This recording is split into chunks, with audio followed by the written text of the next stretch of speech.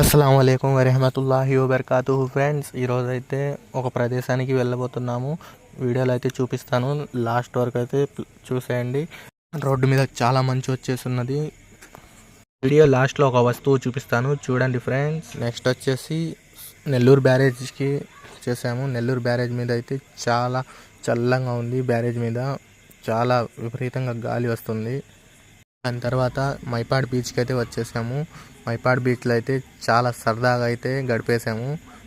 నీళ్ళతో అయితే చాలా బాగా ఆడుకుంటున్నాను నేనైతే.